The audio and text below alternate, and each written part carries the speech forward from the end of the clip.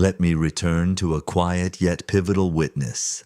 Mrs. Ruth Reed, secretary to William Shelley, a supervisor at the Texas School Book Depository. Her office was on the second floor, in the clerical area, just a few steps from the break room, the lunchroom. On November 22, 1963, she stood on the sidewalk directly in front of the TSBD's main entrance alongside her colleague, Mr. Campbell.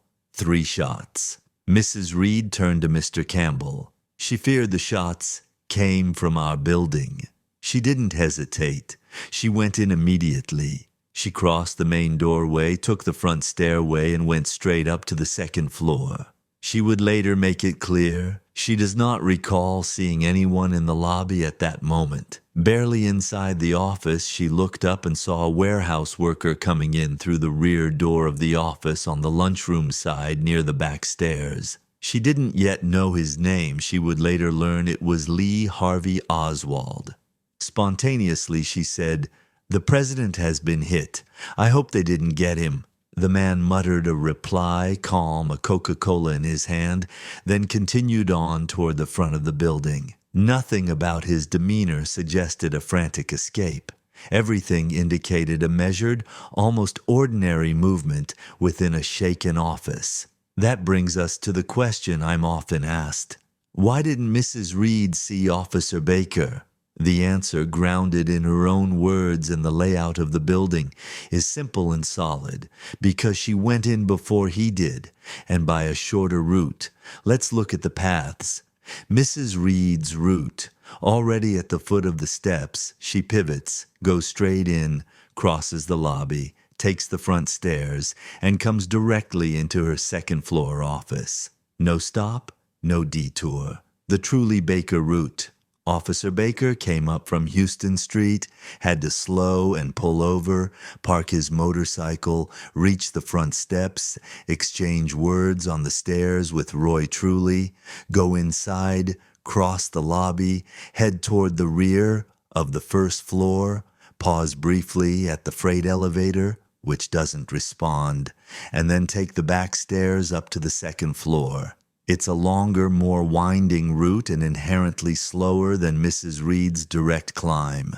The critical timing point. In a reenactment of Mrs. Reed's route, her time was clocked at 2 minutes. Baker, however, places his arrival on the second floor at about 90 seconds. These two durations cannot both stand alongside Mrs. Reed's statements. She goes in immediately, sees no one in the lobby, takes the front stairs, and reaches her office without stopping before spotting Oswald.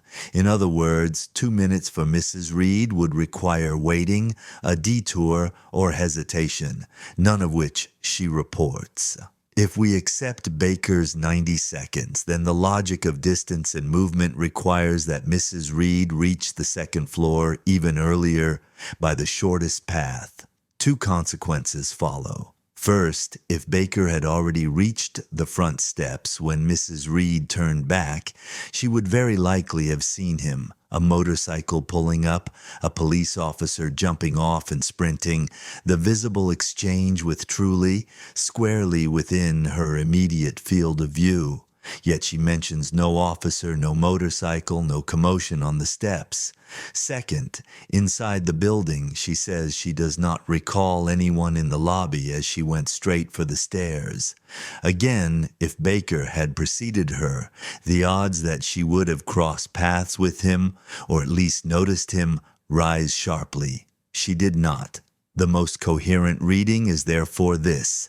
Mrs. Reed entered the TSBD and reached her office before Officer Baker arrived at the front steps. Her direct access to the front stairway gave her an advantage in both time and distance. That is precisely why, already on the second floor, she saw Oswald emerge from the rear of the office, Coke in hand, calm, while the Truly Baker pair had not yet completed their longer route toward the back area and the lunchroom. Ladies and gentlemen, nothing in this reasoning stretches the facts, it connects them.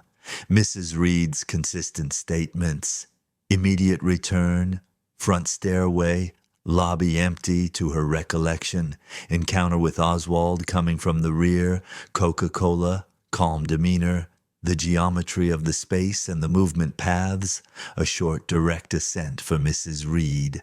A longer back route with a stop at the unresponsive elevator for Truly and Baker. And the timings from the reenactment. 2 minutes for Mrs. Reed are incompatible with what she says and sees. 90 seconds for Baker, on the contrary, reinforces the conclusion that she was already upstairs. Thank you.